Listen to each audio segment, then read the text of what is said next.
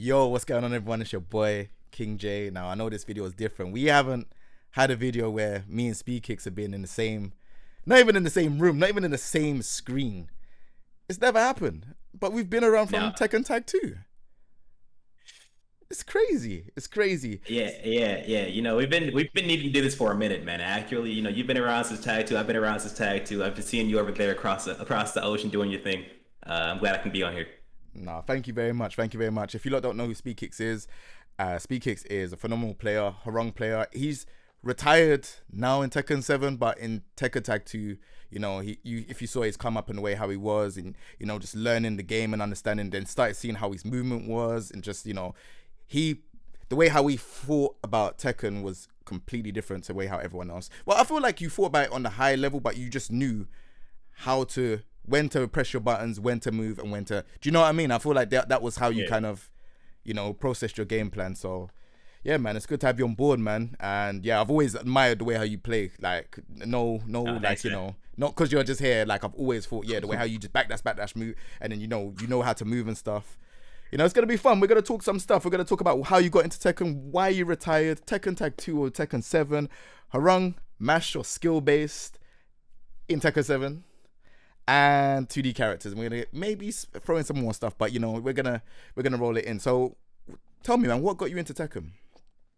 Okay, so when I first started playing Tekken, I was actually a kid, and I was just like, mashing around, pushing buttons. I played with my family. My mom, my dad played. Like everyone played Tekken, right? It's a cool game for the family.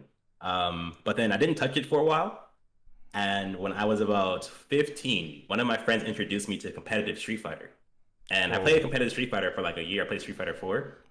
And Tekken Tag 2 had just gotten the arcade release in Korea. And I was watching people play it, and I was like, bro, this game looks so much more fun than Street Fighter, right? That was don't tell the Street Fighter players I said that, okay? But when I was playing Street Fighter, I saw Tekken Tag 2, and I was like, man, this game just looks so much like more skill based, right? Like, that's what was going through my head. I was like, it looks a little bit more fair, it looks a little bit more playable. Yeah. So when it came out, I had to hop on. I had to buy a copy. I had to like actually learn my combos, my buttons, all that stuff, how to move, and I had a fantastic time with it if you haven't noticed. Nah, definitely. So, like when you first got into it, so I remember like a lot of people, especially Europeans, and I feel like Americans, were watching like the Green Arcade and stuff like that. Was you one of them that was kind of watching them? Because obviously we never had the game at the time. It was like that was the only thing we could watch at the time. Was you one of them watching the Green Arcade as well on like Twitch and stuff like that? So before the game came out, I was not watching it on Twitch. I was watching it. Do you remember the old Tag like 1987 or something like that? That was like he uploaded like every DM ever, and I watched Knee versus How like every day. Like like it was always a new deathmatch between Knee. Knee was always taking his breaks. All right, so I was always there. I was always looking for the next video, dissecting the gameplay. I was like learning. It was really fun. Sick, man. So like your characters when you first started off playing Tekken Tag 2. I know you played Harung and Jin, but was there any other characters that you kind of started off playing at Tekken Tag 2 before you got to Harung and Jin? So I definitely started with Horong, right? Okay. But I did not know who my second character was going to be for a little bit. I played Jin when I was a kid, so I was like, okay, this is kind of familiar. I tried Asuka at first. No one knows that, right? I never told anyone that, right? So it's the first time you guys will ever hear it. I used to be a Horong Asuka player. The first time I played the game, I booted up practice mode. I picked Horong Asuka to tag assault. I was like, this is so cool. So why? But in the end, I settled on Jin. So why Harung? Is it like is there any particular reason why you settled him? Because remember, there's loads of different characters in the game. Like, is there something that made you think, oh yeah, I'd want to use this character? Okay. Listen, I know I like to speak really technically about the game a lot on Twitter and all that stuff, but the reason I picked Horong is because when I was a kid, okay, you could press the 3 button 4 times in a row and you would get this string, okay? It was like it's gone now. They changed it, okay? But 3 3 3 3, it was a string. It ended in a launcher, and if you did it again, it would combo into itself. So I could just hit the X button like 8 times as a kid, and I would get like a combo like string. It was super cool to me, and I just picked him because of that. And then when I like bought the game again, I was like, well, I love this character, so I'm gonna play him. And then I just had to figure out my secondary. Okay, some of the times people were like, oh yeah, I done Taekwondo as a kid, so that's the reason why I pick Harung. There's always this type of interest in stuff, but hearing that is actually quite funny because I used to play Harung in Tekken 3. I came to America one time. There was a fleet market in Florida. And the same thing. When I could press 3, it rises you. Then you press 3 again. Yes, and that's you the do it combo. again. Yeah, and the combo does bare life. And I remember like when I was young, I was like, oh, I was taking off bare people when we was in the arcade, and I was only casual then. I didn't know about like real combos and stuff, but it just looked so sick. 3. Oh, you're in the air. 3, and it's like, oh, look at the damage. So, dude, and then you play Tekken 5 and the CPU starts ducking it, and that's when I like figured out. I was like, oh, I can't just do this all the time. Yeah, no, that's crazy. So obviously Tekken Tag 2, you know, you was like, talk to me more about like how your growth in Tekken Tag 2, because again, like I was watching from the UK and I was watching you, like, you know, how you was before, and then obviously I started seeing you start climbing the ranks towards, I would say, near the end of Tag 2 lifespan. Am I correct in saying that? Yeah, something like that. At the very beginning of it, I want to say personally, I think, you know, I think I was trash, right? I was a little bit more decent than like a kind of a new beginner, because before the game came out, I bought Tekken 6, and I bought Tekken 6 to like learn my movement. Like, you know, I went through my movement. I went through like the strings of the other characters. I wanted to learn how to like duck all the strings and stuff. I wanted to be ready when Tekken Tag 2 came out. So when that game first came out, I like learned all that stuff. I went to like a local for Tag 2, and I got beat up by all the Atlanta players, of course, right? But I didn't suck. And then you know, because I was brand new and I was like playing the game like somewhat competently, you know, they wanted to play with me a little bit more. They started trying to like you know, teach me a little bit more about the game, like give me some experience and stuff like that. So they invited me over to play the Tekken house. You know, I got to go out to the locals and all that stuff, play with Clint, play with Pokechop, play with Anakin. And I know them lot very well, man. Them lot cool. And then my first final round, I did not like even make it out of pools, I don't think, right? That was like my first like major, really. Yeah. And then I kind of like marked all my progress by final round, because that was like the main major I went to. It was in Atlanta. Yeah. The next one I got top 8. So I went from like not being able to make it out of pools to making it top 8, like from 2013 to 2014. How did you do that? Let's not skip past that. We gotta figure out, like, you know, how did I do that? Okay. Yeah, how do you do it? Okay, so of course it was a lot of daily practice, yeah. Mm-hmm. Learning more about the moves and how the game worked. I was really into controlling options. So I needed more information about, like, you know, what would possibly come when, and like, you know, learning more about like what the characters did at different ranges and all that stuff. Okay. And then I still wasn't super good, but right before that final round, I had like an epiphany, right? It was like a week before that final round. And I found like this very specific like spacing zone where if I played it, like everything I thought about the game kind of clicked. So I was able to play that. I practiced it. I figured it out against Wayne Gamble in an online deathmatch, and then I took it offline. I was like, okay, this is working really well. And then I showed up to the tournament. I started practicing it. I tried to implement it. I beat like everybody. I beat Lil Majin. And then I lost to Anakin in losers finals of that top 8. Okay. And not losers finals, loser semis to one of those. But yeah. Okay, cool. So like, when you like take soccer, I know you're really technical when it comes to like the practicing side of Tekken and the actual labbing side. I've seen like some of your streams and stuff like that when you are actually in practice mode and you are actually labbing. Like, what other stuff do you do when it comes to, like, you know, like obviously you said about possibilities and range and stuff like that. What would you do in terms of, like, you know, there's a big tournament like final round, like what would you do a day before or on the same day to practice before that tournament? Okay, so I had a rule where I would not touch the game about 3 days before the tournament. But before that, why? Yeah. Because you're like, your brain like needs rest on the game, right? Every time you make an improvement at something, you kind of need a moment to take it, like kind of like let it sit, take it all in, reset your brain. People who play it like every day before the tournament, it would show in their gameplay. Their gameplay was like, they were really trying to like kind of force what they were learning the day before, you know, things like that, instead of having a completely new mind to the game and, like, you know, fresh, like coming in fresh. So I would always rest like 3 days beforehand.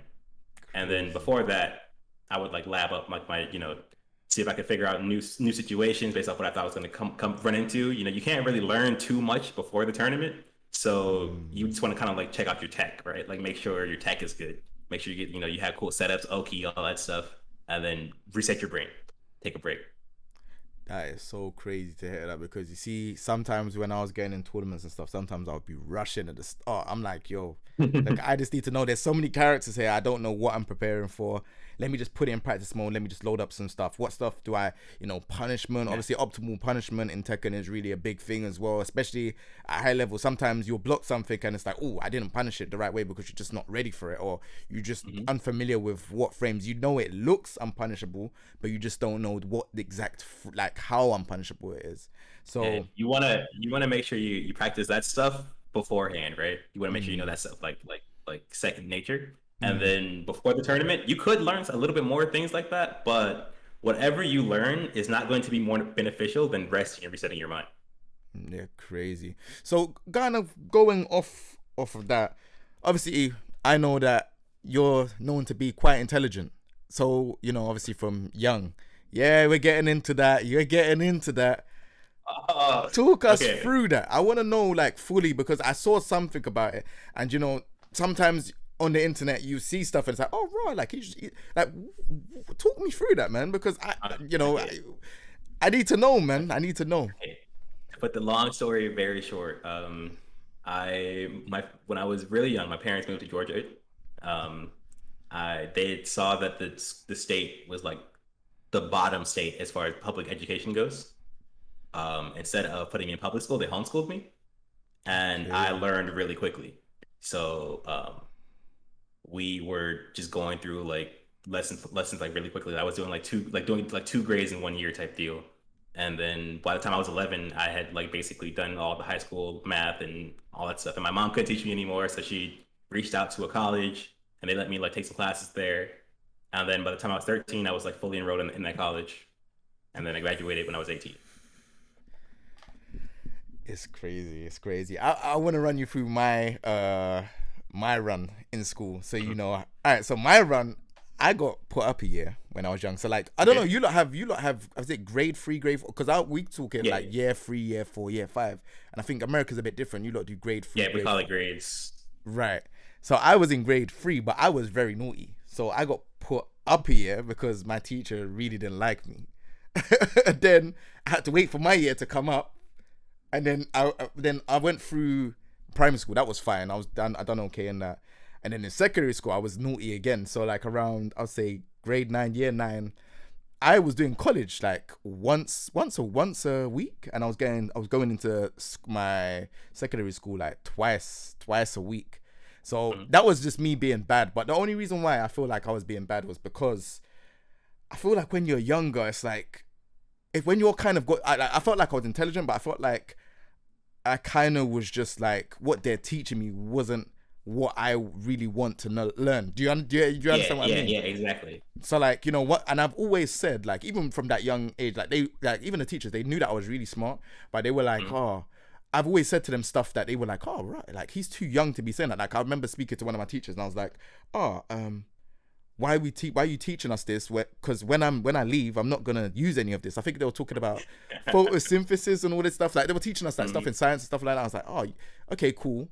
What can I do with that to make money? And that's what I was saying. And they were just Yeah. laughing.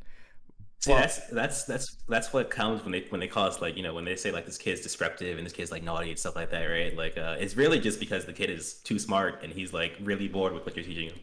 and yeah, exactly. So it was just one of those. That's why I felt like I wanted to ask you that question, because that's something that I haven't really told to anyone on like my platform at all. Like, and it was just literally, I was so disruptive, man. Like, Hmm. but I feel like once school kind of finished, and it's like, once what they teach us in school and stuff, it's like, they teach us things that we kind of should learn, but they don't teach us like, things like how to save, how to use your Yeah. bank account, how to use a credit card, how to invest. These type of things and stuff, like you're like, oof, where do I go? Yo. Where do I go? Like you're then looking on Google, like, oh yeah, so what is the best bank? You're doing all Mhm. of your self teaching by yourself once you've left school, and it's like, well, so why was I going school then? Yeah. The most important thing you can learn from school is how to learn in general, right? Because Mm. they don't teach you the skills you need to know. but they can, it's good training for your brain as you're growing, as you're getting older and all that stuff. It develops your brain in such a way that you should be able to figure those things out like yourself as you get out. But it feels like such a waste of time. Like they couldn't teach us that like while we were, teenagers. That would have been great. But if you can figure out how to learn while you're in school, then you can like learn that stuff outside. I guess is fine. But it's a little bit of a waste of time. Yeah. But if there's anyone if there's anyone that's watching this that's still in school, stay in school. Stay in school. Yeah, Yes, stay in school. Don't clown around like I did. Just stay in school, get your grades, do good. All right, we're gonna move on. We're gonna talk about you retiring because obviously we spoke about Tekken Tag 2, you doing your thing in Tekken Tag 2. Tekken 7, you was doing your thing as well, and then you just stopped. What happened? Okay, well, okay, it's a long. Okay, so I want to start off by saying, yeah, I only won one major event in Tekken Tag 2. That was like the last one. That was the final round that I won at the end. I won a lot in Tekken 7. Exactly. And I hated the game. How could you hate the game if you're winning?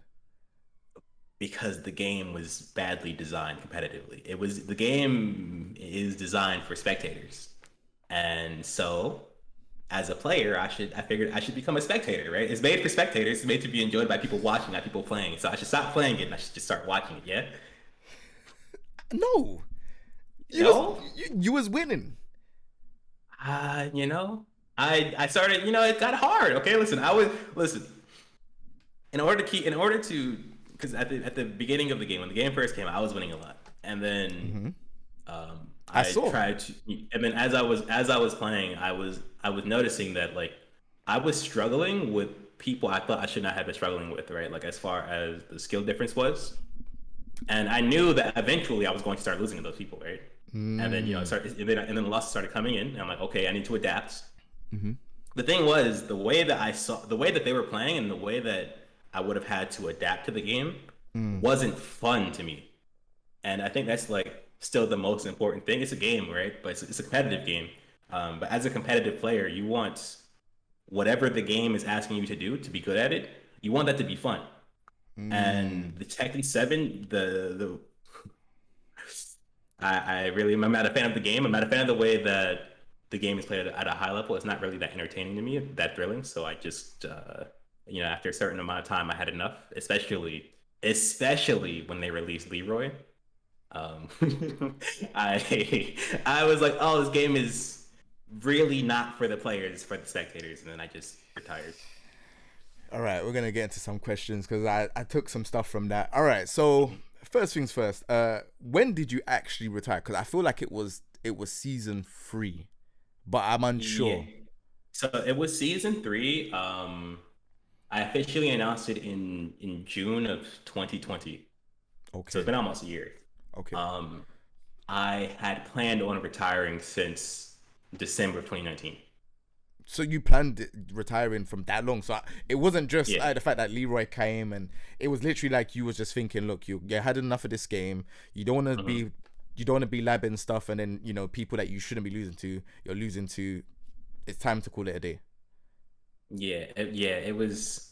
It's a little bit more funny than that. So I would never say that I was losing to people I shouldn't be losing to, because the way I see the game, if I'm losing, it's because the game determined the other guy was, he deserved to win. Correct. I just did not agree with how the game of Tekken 7 determines who's the better player. I think there's a lot of skill that like doesn't get taken into account. And I was trying to adapt to the game anyway, because I'm like, okay, I will, instead of thinking about what skills I think should be Tekken, Tekken based, I just need to focus on the skills that Tekken 7 says are important. And I was trying to adapt to it, and I didn't like it. And I was stressing myself over, switching my playstyle up, switching my character pool up, all that stuff. And then Leroy came out, and I realized that I was wasting my time, because the game was not designed to be fair. It was not designed to be a skill competition.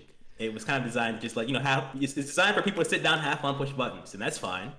But I felt like I was a bit of a clown for trying to take it seriously, right? For looking for the serious answers, for looking for the consistent outcomes, all that stuff. So I was like, actually, instead of pretending like this game is something it isn't, like a serious competitive game, I'm just going to, recognize it as a casual game and retire. Okay, so all right, so obviously I understand Leroy was quite crazy on launch. Mm-hmm. I understand this. Leroy, personally, to me, in this season now, where he's at, he's not as strong as how he was before. I would probably even say that he's just outside of top 10 because there's a lot of characters. There's Julia, Safina, Geese, Akuma, Fakaram, Paul. Like, if I go over, there's a couple more characters. I just can't remember off the top of my head, but there is a few characters in there. That's it. I think Ling Xiaoyu as well. Ling Xiaoyu has an infinite now. Like, that just like, because that's ridiculous. And the thing is, let me just put this one in. The one thing to fix that is just don't make that move pick up off the floor.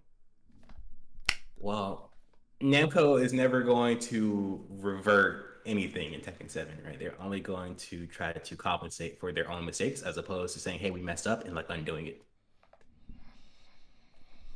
Maybe. I mean, if they hopefully, all I'm saying is that hopefully if they do see this, please just if this move that I think it's down for 2-1 or whatever, just make that it don't pick up, because then I feel like I was playing someone and literally like Ling Xiaoyu, all she was doing was the same thing. Once my back was against the wall side walk to the wall, where I'm, because in this game, I don't think it happened in Tag 2. Like, the way how you get up, but your back is towards the opponent, so then they can do stuff in your back.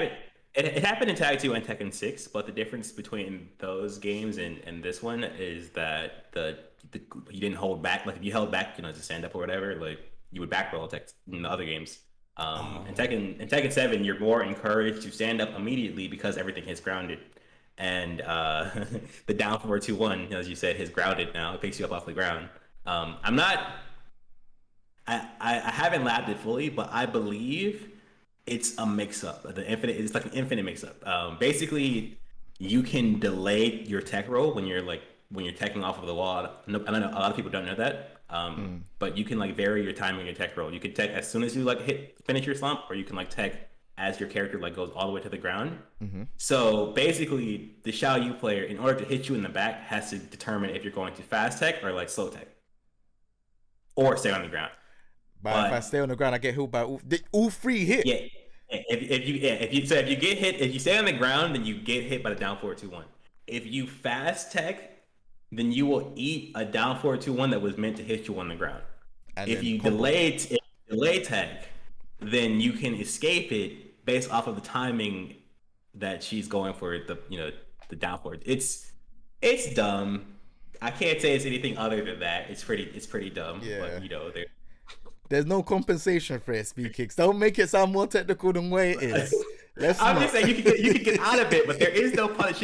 She needs to go for it for free every time. It's Tekken 7, but yeah, nah, I hear you. All right, so you retired. So is there no you coming back at all? Obviously, there's no.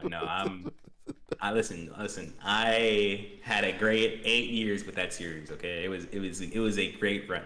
All right, now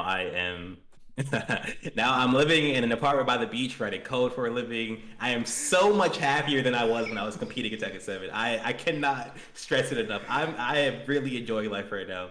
And when I played Tekken 7, boy, that was miserable, man. Serious? That bad? You said it's miserable. Yeah, man. I loved everything about being a Tekken 7 player except playing Tekken 7, right? So I loved flying around, like traveling the world. It was great. Yeah. Seeing the Tekken community. Tekken community is one of the best fighting game communities there is, I think. Yeah. So meeting everyone was great. I had like international fans. It was like cool. I met people I never met before. They knew my name. It was pretty sick, right? And but when I had to sit down and play the game, I hated everything about what I was doing. So that was the trade-off, and eventually, just wasn't it. The game kept getting worse and worse, and I couldn't like tolerate it anymore. So like you're not missing like Kunimitsu or Lydia, these characters? No. I'm feeling really good by not playing those characters. Dude, I retired, and then they put like Dude, I stopped playing after Leroy came out, and then they put Falcon Rom with the game, and I was like, I made the best decision ever. Dude, they banned Falcon Rom in Pakistan. Like it was. Oh no, see, I made a really good decision, man. It was really brutal. Like I feel like the game. I felt like the game tried to make new decisions. Obviously, it kind of built up a new energy for the game, a new vibe for the game, and a lot more people was like, "Oh, look at this character," because these DLC characters were characters that, let's be honest, they should have been in the game already, like Marduk, Karma King, Lei, Anna. Like, you want to say something? Go on, tell me. What do you want to say? Okay, I think I had a really good understanding of Tekken 7 when it first came out. Mm-hmm. I said that the characters that weren't in the game they should not have been in the game, right? That's where I was. I thought the roster was amazing when the game first came out. Okay, because based off of the game system, I knew if you tried to put like Eddie or Julia or or Marduk, it would be broken. It wouldn't work properly. Okay, either if it's too good, or it doesn't matter if it's too good or if it's too bad. It would not interact with the game system. Those characters would not interact with the game system that well. And then each release, it was just something really annoying about every character. Eddie's, the way Eddie's hitbox works with the backdash and all that stuff. Not really fun to deal with. The way I knew Julia's control over like range 1.5 in Tekken Tag 2 was going to carry over in a game where you can't move against her, so she's doing the elbow stuff, 4-4-1 all day, and you can't jab and stop it because it jab evades and all that stuff, and the movement's so much work, or the movement is so much worse in this game, so you can't like step it like you could in Tag 2. So I knew, like, I thought about all the characters that weren't in the game, and I thought, hey, it would be really bad if they added those characters to the game. And then they started adding the characters to the game, and we saw that it was really bad, like the way that they interacted with the system. I know. You got Ganryu back. Okay, I know everyone. I don't really. To be honest with you, I was really wanting Ganryu to come back, and Ganryu came back. But I don't really think Ganryu. Me personally, there's people out there that have their own opinions. This is my opinion. I don't think Ganryu gels well with the system that much. Reason being is that he just feels very gimmicky. Yeah, he just feels that's what I'm saying. There's no chance for those characters to have a solid foundation in the way the system works, and that's why I thought they were gone in the first place. I was like, okay, it's good that they didn't do that. Namco sees how the game should be played, and they're not adding those characters. And then they started adding those characters, and I was really confused. I don't know. Like, you go 2-1 into stance, slide down low, go to the mid. It's just like, and then I've played Virtual Fight and I'm playing Taka, the other sumo wrestler, and I feel like, right, this feels like a sumo wrestler. It doesn't feel gimmicky or anything like that. It just feels like, yeah, I am beating you up.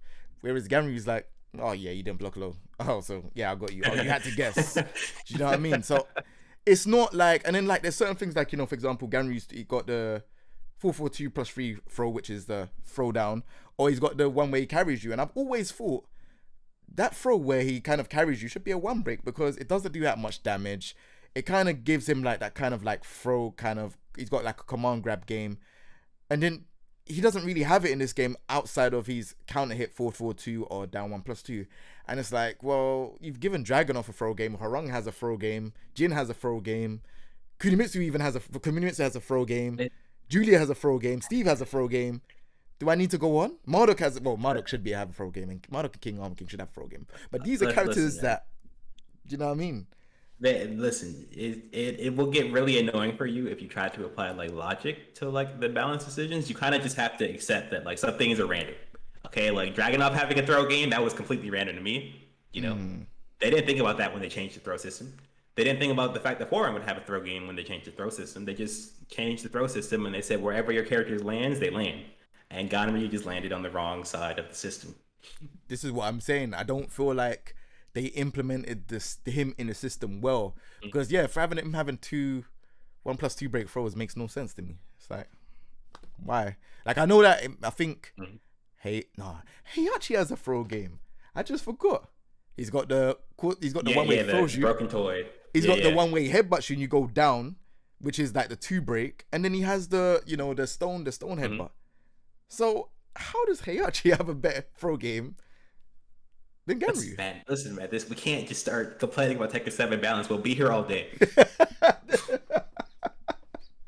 So yeah, no, all right, cool. So last question. So you're saying that you can't really see yourself. So if they really done like, let's say for example, they done a overview of the game and they said, all right, cool, we're bringing movement back. You know, certain things are gonna be adjusted. Can we see you coming back? I want to see you at, like, me personally. I want to see you at high level. That's me saying it personally, because I enjoyed your streams. I don't see them no more. I don't see your streams. I don't really see anything going on. Obviously, you say you're a casual player, so I don't play Tekken 7 casually. I play Tekken Tag 2 casually with like offline. But do you see what I'm saying? I don't see you at Tekken 7. If they made Tekken 8, okay, this is a big if. This is a large if. Okay, if they make Tekken 8. And if they make it like Tekken again, you know, that they bring back the ability to control options with movement and consistent coverage, then I will probably be like a content creator or something. I don't think I'd be a competitive player again, like full time. There's no way. Like, it's why? Because I am really enjoying my life right now. If I'm being totally honest, okay. Esports was cool. Esports was awesome. But you know, when you've got solid like real life skills, like it pales in comparison. So I would not go back to competing full time, but I would, you know, probably like content, you know, like make content for the game, stream the game, you know, play in locals and all that stuff. But I would not like be a full time competitor anymore. No. Simmer down, simmer now. Couple kicks to your boat, I'm a winner now. Like Eddie with the feet, I'm a killer now. Simmer down, simmer now.